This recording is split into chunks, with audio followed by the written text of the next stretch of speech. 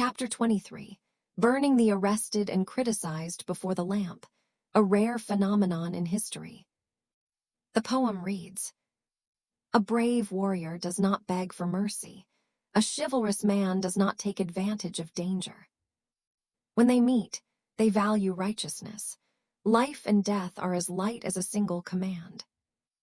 Yu Qing abandoned his prime minister's seal, following him through thick and thin.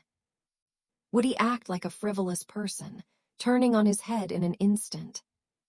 A hero's death is as light as a feather. He reaps what he sows. How could he harm others? This is his innate tactic. But in my hands, I cannot risk his life for him, nor take his death as my merit. This is something a chivalrous man would not do. Now, as Xu Bao left the mansion, tending to his sores from the beating, he saw an old man who called out, "Qin Kipai." Xu Bao looked up. "Ah, Zhang Shezheng," the Shezheng said. "Qin Kipai has suffered this undeserved calamity. My son has just opened a tavern in front of the mansion. Let me warm a pot of wine for you to cheer you up." This was because Xu Bao had previously shown kindness to others, hence the old man's hospitality. Xu Bao said, "It is an elder's gift, and a junior like me dares not refuse." He invited Xu Bao into the shop, but then walked to the back, not to the place where wine and food were sold. In the inner study, a servant brought out some side dishes, and someone outside brought out delicacies. They warmed a pot of wine and poured a cup for Xu Bao. Xu Bao accepted the wine, tears welling in his eyes. President Zhang kindly comforted him, saying, "Brother Qin, don't be sad. Once you've captured the bandits, you'll be rewarded. If you indulge in food and drink, you'll easily fall ill." Uncle Bao replied, "Grandpa, Qin Qiang is unruly. I didn't even consider this beating. The pain is unbearable and tears are streaming down my face." The president asked, "Why?" Uncle Bao said, "Years ago, when I was on official business in Hedong, a good friend, Shan Xingxin, gave me several hundred taels of gold to take home. He told me not to serve in the government, that one shouldn't seek glory under the patronage of the wealthy. I always kept his words in mind. But I was too eager for fame and fortune, thinking of working under the patronage of the governor, hoping to earn a position through hard work and skill. Unexpectedly, the prefectural magistrate summoned me down, and today, with my parents' remains in hand, I've been subjected to official torture and humiliation. I'm ashamed to face my old friends, hence the tears." Tears fell freely, filled with uncontrollable sorrow. Unjustly humiliated, I bow my head in shame. Little did they know that Xingxin had traveled a great distance to Kizhu to celebrate his mother's birthday, a journey only a short distance away. As Xu Bao and President Zhang were drinking and chatting, a commotion erupted outside the tavern, prompting a shout into Zhang Gong's tavern. "Is Master Qin inside?" The waiter, recognizing Master Fan, replied, "Master Qin is inside." He let him in. It was Fan who. President Zhang greeted him, saying, "Please sit down."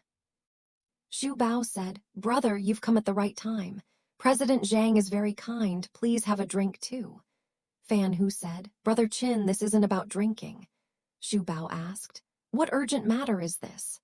Fan Hu whispered in Xu Bao's ear, "I was just invited to drink by a friend at the West Gate, and everyone's been talking about it. 15 horsemen arrived at Jia Runfu's house, all strangely dressed and talking. There were some suspicious-looking strangers. I'm afraid Chenda and Niu Jin are among them." Hearing this, Xu Bao was overjoyed and said, "President, I won't lie to you. Fan Jianwei came from the West Gate, and some strange people arrived at Jia Liu's shop. I'm afraid the 2 bandits who robbed the imperial carriage are among them. I dare not offer them any wine." President Zhang, however, said kindly, "This wine of mine is useless. It's just to amuse you. Since you have such good news, you too should hurry and capture the 2 bandits. I will come to congratulate you then." Xu Bao and Jianwei bid farewell to President Zhang, left the shop, and headed towards the West Gate. The West Gate was packed with people. The drawbridge and the barbican were filled with idle men from the neighborhood and a few government officials, but not the usual thieves. Seeing these unusual people at Jia Runfu's house, they were all suspicious. Some recognized Qin Qiang and Fan Hu, saying, "Gentlemen, with these two here, there must be a reason." They raised their hands to Xu Bao, saying, "Qin Kipai, if there's any news about the Jia family, send out a signal, and we'll lead the able-bodied men and commoners to help you." Xu Bao raised his hand in reply, "Thank you, everyone. For the sake of the government, please don't disperse. Please help us." Down the drawbridge to Jia Runfu's door, the gate was closed, the latches were down, and the signboard was taken back inside. Xu Bao pushed the door open. It wasn't bolted.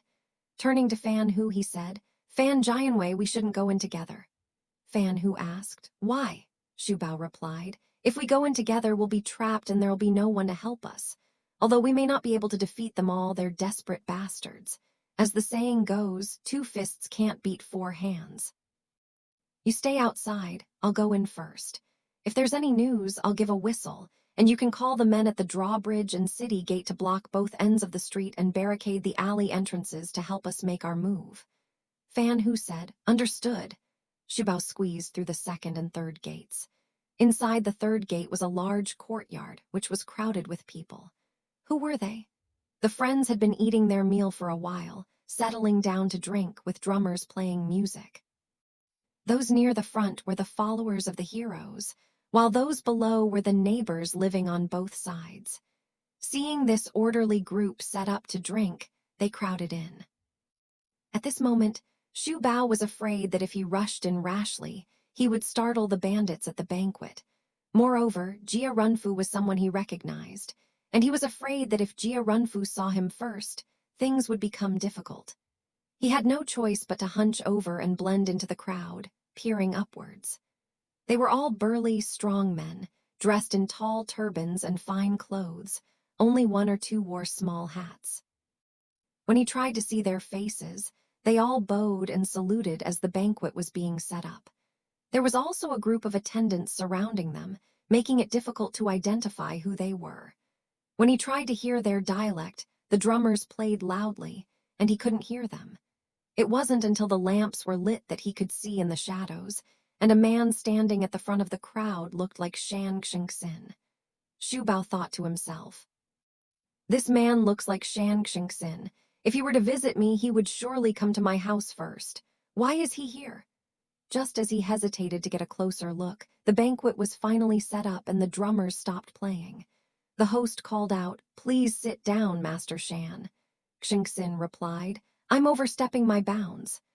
Just then, Wang Bading was speaking to someone outside, and Xu Bao saw him.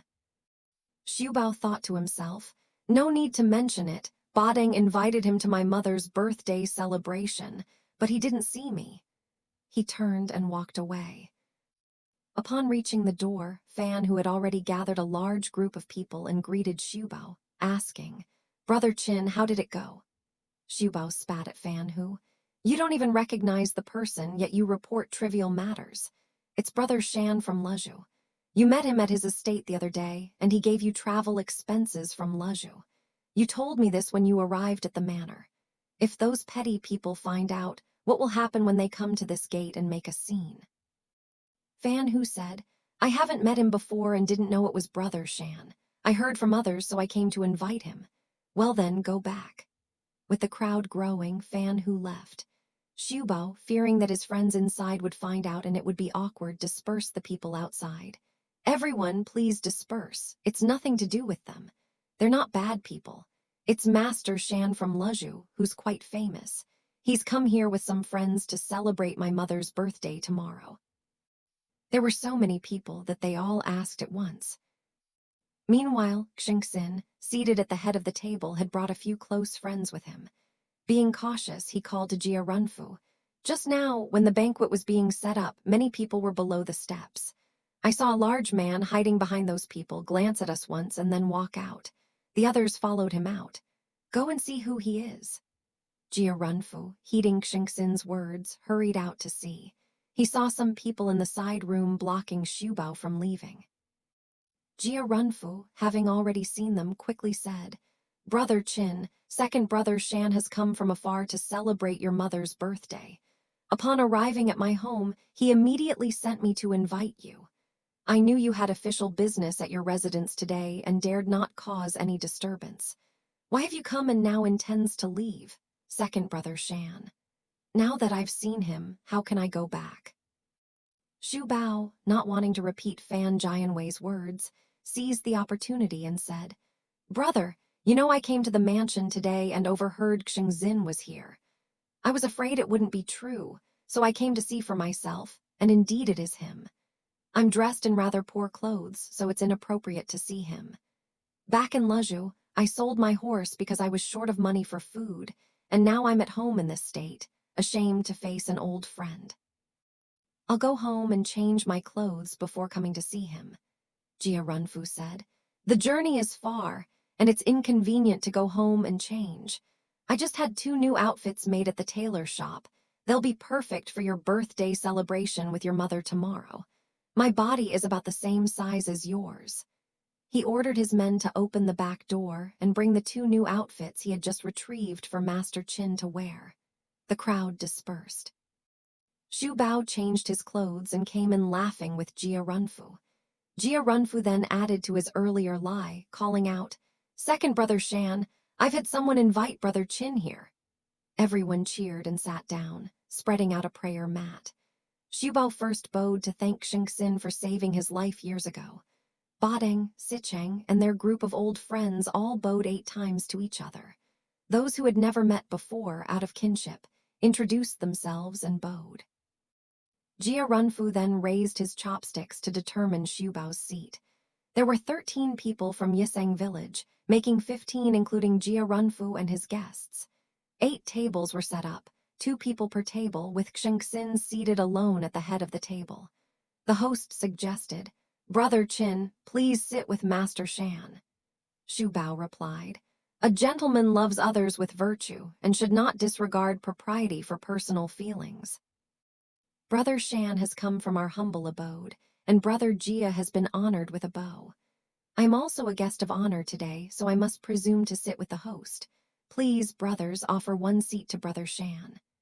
Xingzin said, Xu Bao, when we were setting the table, we agreed that those who are compatible should sit together. If we were to offer 1 seat to the head of the table, everyone would have to move. Why not follow the host's wishes and sit with me, so we can catch up?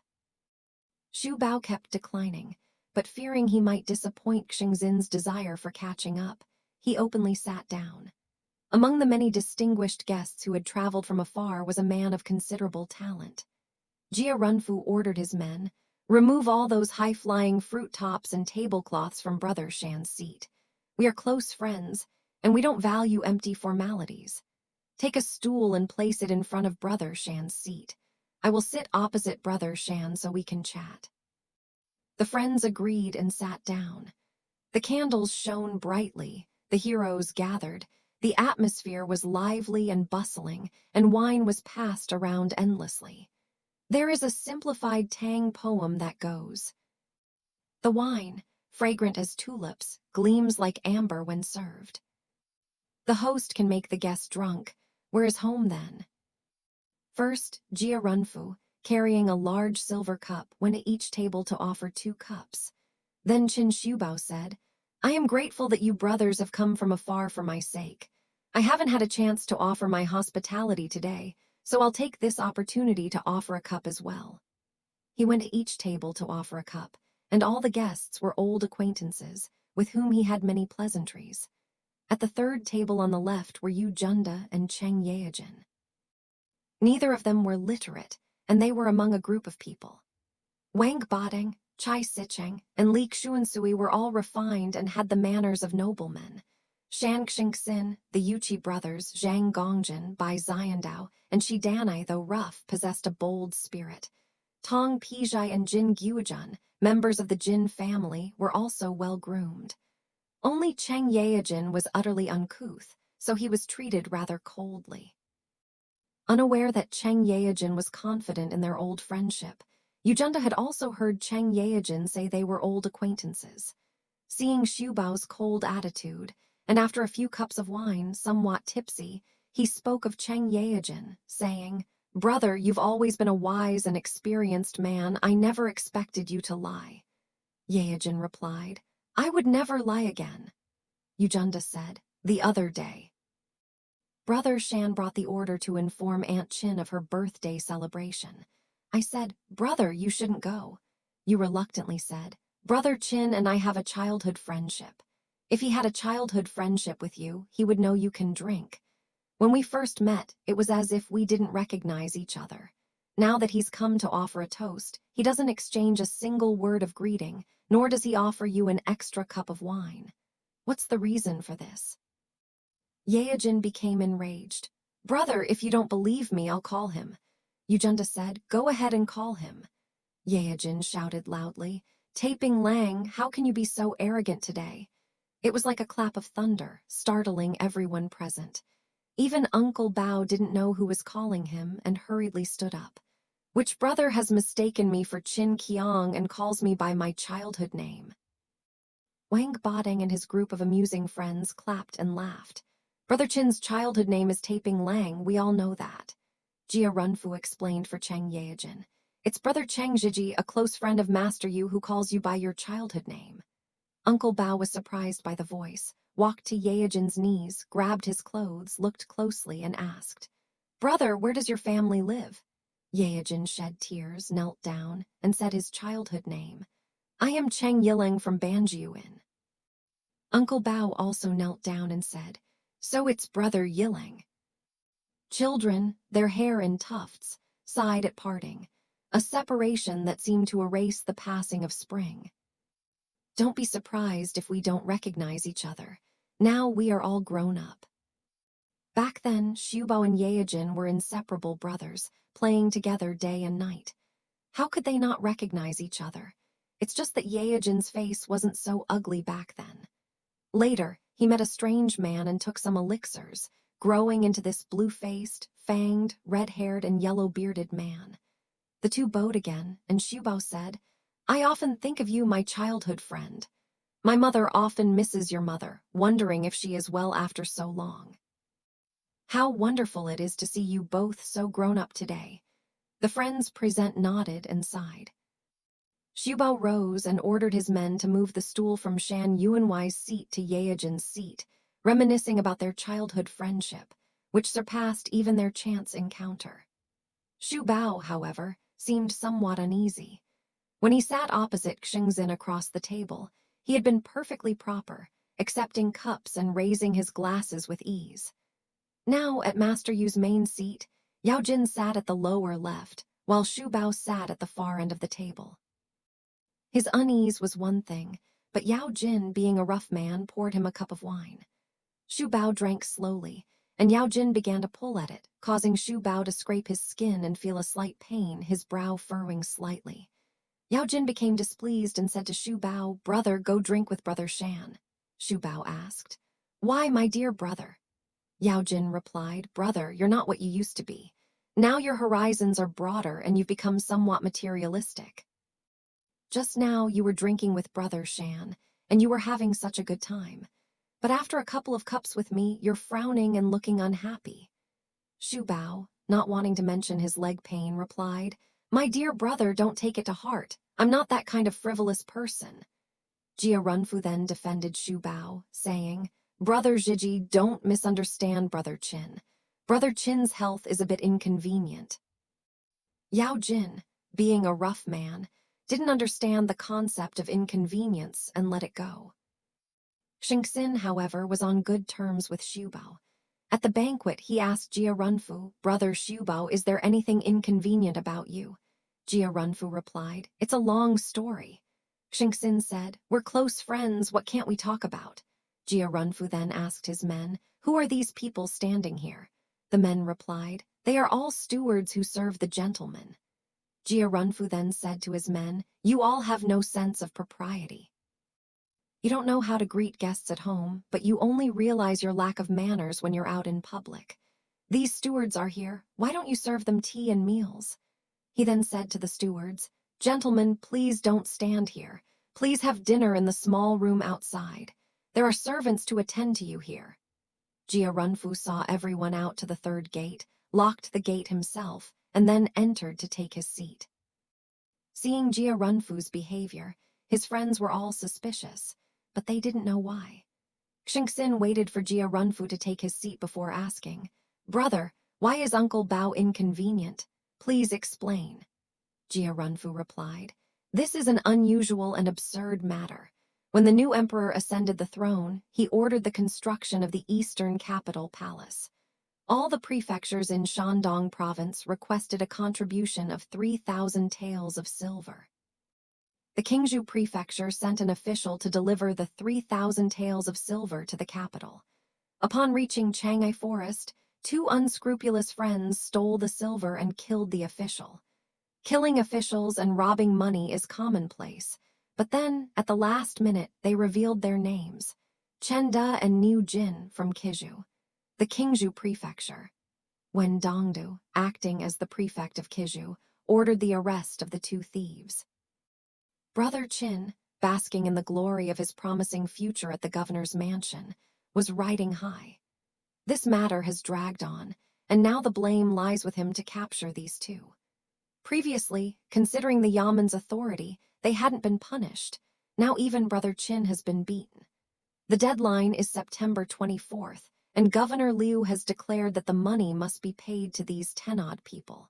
Otherwise, they will be sent to Yuan Sikong in Dongdu, and who knows what will happen then. The friends sitting there were all shocked, their tongues lolling out. Those who didn't care were easily flustered. Yu Junda under the table pinched Yao Jin's leg to let him know what was going on. Yao Jin immediately cried out, "Brother Yu, don't pinch me. Even if you do, you'll still have to tell everyone." Master Yu was terrified, breaking out in a cold sweat and dared not move. Xu Bao asked, "What did you say, brother?"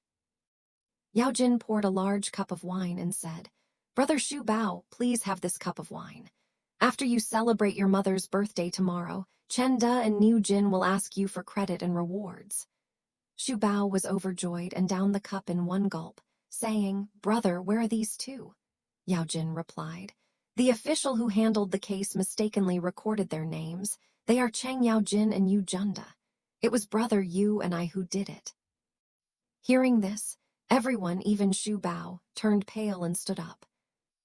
Jia Runfu closed the small doors on both sides.